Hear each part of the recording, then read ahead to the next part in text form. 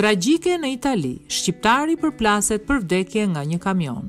Një ngjarje tragjike ka ndodhur ditën e djeshme në Itali, ku një shqiptar ka humbur jetën pasi është përplasur nga një kamion. Mediat italiane raportojnë se shqiptari është i moshës 52 vjeç, ndërsa ende nuk dihet identiteti i tij. Ngjarja e rëndë shënuar në rrugën Bafalora Malpensa, ku shqiptari ka qenë duke ecur në rrugë, ndërsa është përplasur nga një kamion, i cili ka shkaktuar vdekjen e menjëhershme atij. Policia italiane ka nisur hetimet për të zbardhur shkaqet e plota të kësaj ngjarje të rëndë.